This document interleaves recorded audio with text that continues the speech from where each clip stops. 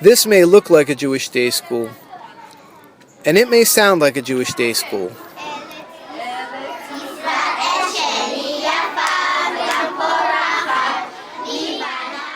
But this is actually a public school in East Brunswick, New Jersey. This is Uriel Heilman reporting for JTA. I'm at Hatikva International Academy, one of 6 Hebrew language charter schools in America. Charter schools are public schools, funded by the taxpayers but run by independent groups. Some have a special focus like reading, math, or French. This school is focused on Hebrew.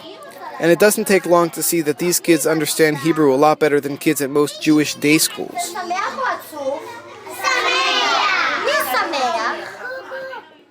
At Hatikva, up to 40% of the day is conducted in Hebrew. Not just language classes, but also parts of science, math, even gym. It's all part of the Hebrew immersion curriculum designed by the Hebrew Charter School Center in New York, which helped open Hatikva and another charter school in Brooklyn.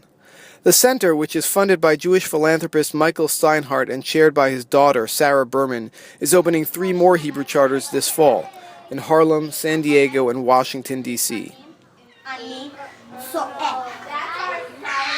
The schools have a mix of Jewish and non-Jewish students, and though they teach a lot about Israel and serve kosher food, administrators say they're careful to steer clear of anything Jewish. But that's not the case down in Florida, where the 4 Ben Gamla Hebrew charter schools founded by former Congressman Peter Deutsch are designed specifically to foster a Jewish environment.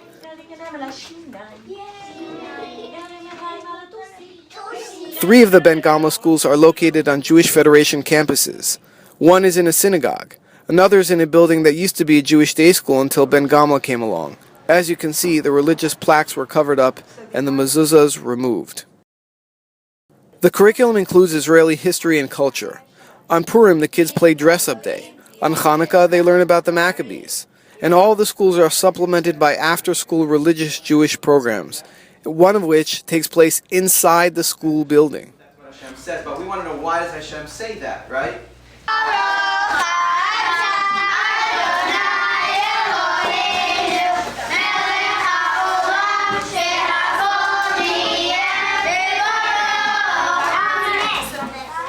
Deutsch himself describes the schools as Jewish, even though they're public schools.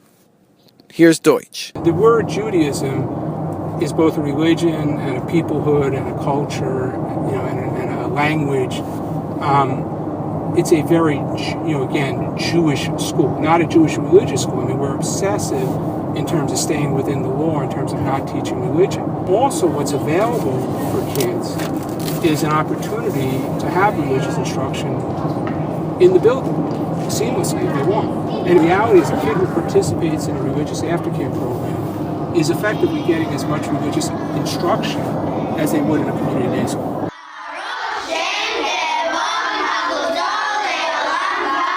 Deutsch says his motivation in creating the schools is nothing less than to blunt the tide of Jewish assimilation in America.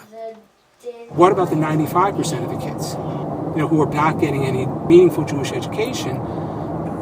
How can you expect the community of Jews in America to survive with that? It's illogical. And the models that existed just haven't worked.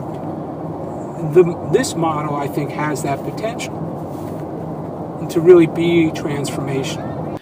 Of the 1,800 kids attending Ben Gamlas, Deutsch estimates that 85% are Jewish. Whether or not Deutsch is right about Hebrew charters transforming American Jewry, one thing is certain: they're catching on. In addition to the 3 new schools opening this fall, a 4th is slated to open next year in LA, and advocates are planning more schools in Atlanta, Philadelphia, Detroit, Chicago, and New York. This is Uriel Heilman reporting for JTA.